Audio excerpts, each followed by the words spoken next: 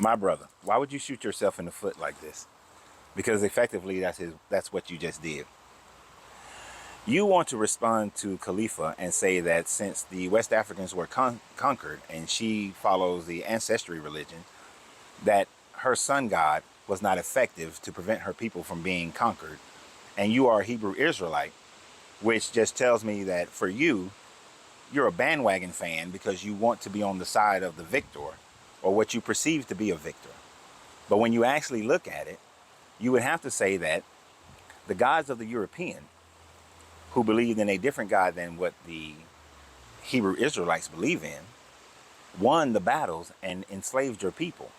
Now, according to you, you're going to read Deuteronomy and you're going to say that, well, no, God handed those people over to them, which is a very cruel thing to believe in a God that would say that I'm going to punish these people by handing them over to slavery for 400 years, therefore punishing generations of people who had absolutely nothing to do with the offenses of the first generation.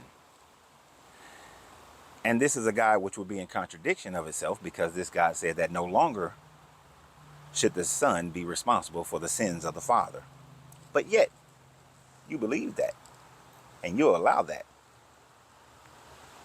Now let's be real and talk about what really happens that you lack the understanding of. You see, as the Europeans lived in their land did not provide enough food, did not provide enough material for the people and the population to which lived there.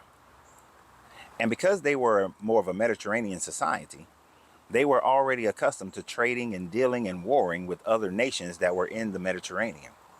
But because they had needs that they could not fulfill, they had to develop and innovate new technologies in order for them to be able to, one, travel to other countries, and two, to be able to conquer and defend themselves, or just to genocide people as they chose. Now, because of that need, their technology grew faster than the majority of the world. They found themselves at a stop, though, when they started reaching areas like China, who had the same type of situation going on, where the land was not producing enough for the people. And so they were innovating relatively at the same rate, as well as trading with those people. Now, as far as the sub-Saharan African, as far as the Southwest Asian, the people in India, the people in the South Pacific, the land provided more than enough resources for those people to be able to exist at their population rate in their area. And therefore, the need or the interest to innovate in certain areas was not necessary for them. Sure, they had warfare, but since everybody was innovating at around the same level of warfare, there was no need to incorporate guns, since there was no need to create gunpowder. So therefore, when they encountered the European, they were pretty much easy targets, because leather shields and spears and arrows were not going to be as effective against guns and steel. So therefore, they were just out innovated, not out God. Gods have absolutely nothing to do with whether or not a victory is won or a war is won. Sun Tzu did not look to a god, but he looked to strategy and innovation. And this is why generals today still study the art of war, because of the strategy against other men. That wasn't in Africa, that wasn't in the Americas, that wasn't in the islands of the South Pacific or the islands of Southwest Asia. So therefore, they became easy pickings. But you just don't want to be on the side of the victor. You just want to be on the popular choice side, and you want to make it seem like it's your God.